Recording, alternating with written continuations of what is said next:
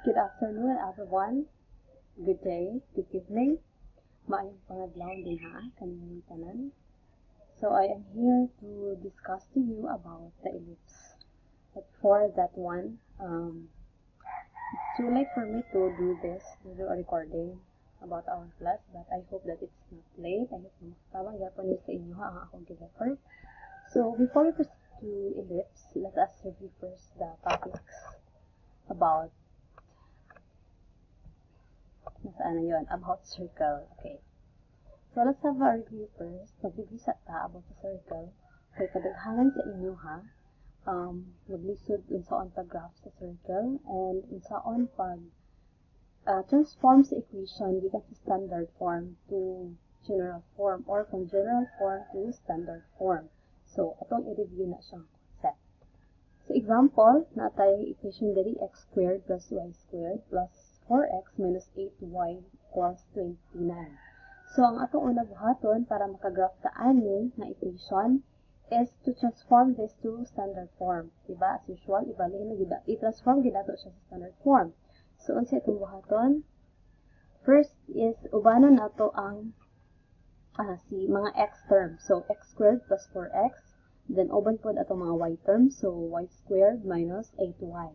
So, after that, okay, as you notice, na natin plus 4 din hey, na naputay plus 16.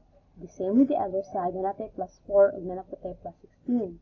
So, many are still asking, ma'am, giun sa na siya pagkuha. Okay. Kani si 4, diri i-divide lang nato na siya sa 2. And then, we squared that 2. So, 2 squared, that's equal to 4. So, ato na siya gi-add of 4 din hey. Since nag-add na ta og 4 in this side, we will also add 4 to the other side para ma-justify ang atong equation. Managitawag siyang equation kay equal ang both sides. The same process with here in y. Negative 8 divided by 2 is negative 4. So negative 4 squared or negative 4 times negative 4, that's positive 16. So na-plus kag 16 in this side, mo add po kag 16 to the other side. So that is the concept of completing the square. So after nimo na complete ang square, ato na dayong i-factor si x squared plus 4x plus 4. So kung maglibog mo, saan siya pag-factor, sayon lang siya. Kung pila to yung answer ganina, pag-divide sa 4, di ba ang answer ato kay positive 2. So mahimo ang factor aning x squared plus 4x plus 4 is the quantity of x plus 2 squared. So the same with this, y, diba ang pag-divide nato sa negative 8 times 2 is negative 4. So the factor of y squared minus 8y plus 16 will be y, the quantity of y minus 4 squared. So 1 din siya ihang answer. Okay, na natay x plus 2 squared plus the quantity of y minus 4 squared equals 7 squared. Okay, nanong 7 squared na siya. Because when we add 29 plus 4 plus 16, the answer will be 49. And then, since i-factor natin siya, ato pa siya gisabay para ma-consistent sila. So, 49 and 49 is a perfect square and that is equal to 7 squared. So, from this equation, maka-identify na dayon taog atong center of the circle at the same time, ang iyahang radius. So, from this, kung i-equate lang natin siya sa 0, si x plus 2 equals 0, x is equal to negative 2. Y minus 4 equals 0, y is equal to 4. So our center is negative 2, 4, and our radius is just get the square root of 49 or square root of 7 squared. So you have the radius equal to 7. Okay, karon. Mag-graph na ta. Asa pa doon? Okay, so in graphing, okay, prepare a Cartesian plane. Tansya ko na nimo kung unsa kada ko yung plane, kung asa na siya dapat na belong ang ato ang center para maka-estimate ta kung unsa siya ka tako. So first is we are going to plot our center, that is negative 2, 4. So, naka-observe ko sa ubahang graph nga wala gid na maong ilahang center or na mali ilahang pagka-plot. So, mamali pa lang kag-plot daan, mali na gidaan imong graph diretso.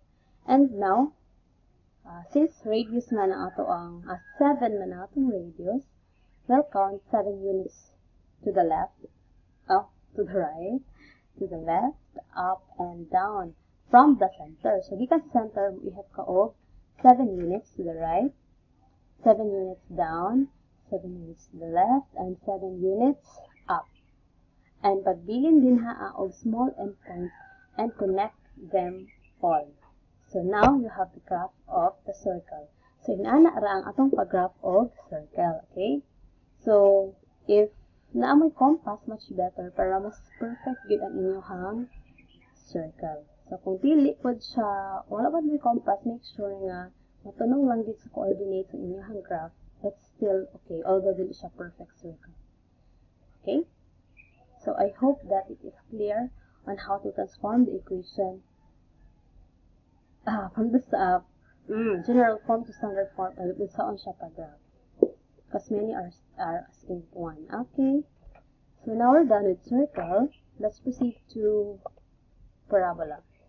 Okay. So daghan man kaini siya. We'll just skip on directly to the answers. Hindi na naman kadiretso. Hindi na naman ito makita. Dahil meron ang hindi pa aking pagmumukha. Saan ko ilalagay yung face ko? Dinhi na lang. Ganyan na lang akong face. Deal with my face na lang, ha? Okay, on a sheet of paper, okay, never mind one. Let's proceed to number 1 immediately. 2x squared plus 87x minus 25 equals y squared plus 4y is an example of which conic section? So again, it was discussed in the previous video, which is about the application of the conic sections. And it was discussed already before. So, ang ito lang tanawon if present ba both cx squared and y squared. But before ta mag-determine anong ilahang mga sign, make sure na naka-general form pa siya. So, if we're going to transfer y squared and 4y to the other side, it will become 2x squared minus y squared. So, from that lang na given, 2x squared minus y squared, the x squared and y squared have different signs. So therefore, we can say that this equation is letter, okay, you're right, letter D. That's a hyperbola. Okay, hyperbola na siya. Okay, number 2. Saan ko na naman ilalagay yung face ko? Okay, dito na lang. What is the length? Remind you, just put it here. Okay, what is the length of the latus rectum of the parabola defined by the equation x squared equals negative 8 times the quantity of y minus 5? Okay, di ba yung latus rectum natin is equal to 4p or 4c. And that 4c or 4p in other books, that represents already the length of our latus rectum. So it's the absolute value of 4p or the absolute value of 4c. And in our equation, the 4c or the 4p is equal to negative 8. So just get the absolute value of negative 8.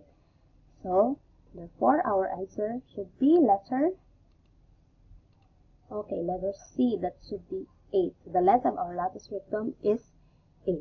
I hope na nasabtan na siya. So, no need to solve. Basta naka-standard form na ang imuhang parabola, makita na dayon nimo diretso kung pila ang length sa imuhang latus rectum. Okay, let's proceed to number 3. What is the orientation of the parabola whose equation is this one?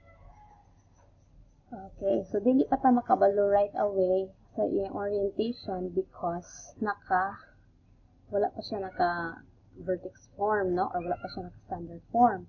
So, before ka maka-determine sa iyang orientation, you have to solve that one isolve sa nimo iyahang vertex form. Okay?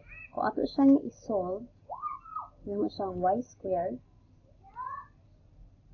minus 2y equals negative 12x minus 25. Okay, bisan pa okay wala pa ka nakahuman sa imong pag-solve, makita na nato nga negative ni diri as siya dapit. So therefore, our vertex is either opening left or opening downward. Again, another trick na pod. Ma'am, there are 4 orientations: upward, downward, left, right. So now, let's recall again. Basta ang square here is naa sa y. There are 2 possible options only. It's either left, it's either right.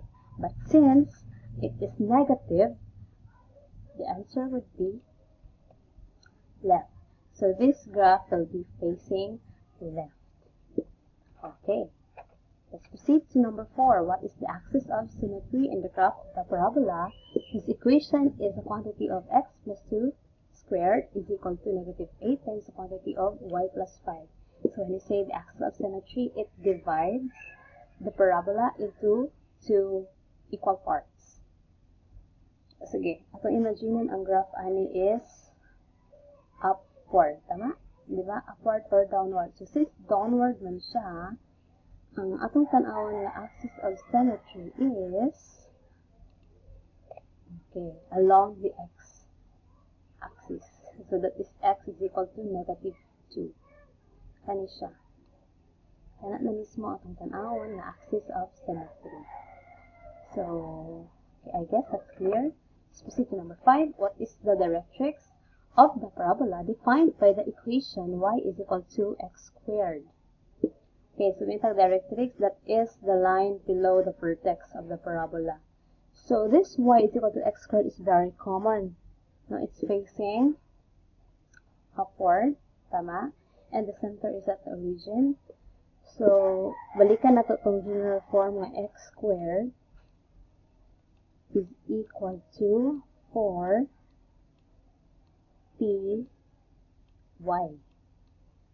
Okay. So, since this equation is y is equal to x squared, therefore, ang atong 4p di ay ani is just equal to 1, di ba? Kung tan-awon natin na dira, ayan ay 1 ang coefficient si y. So, therefore, our p is equal to 1/4. Tama? But since our graph in y equals x squared is upward, and then ang parabola niya, directrix niya is ubos, therefore, it is 1/4 units below the y-axis.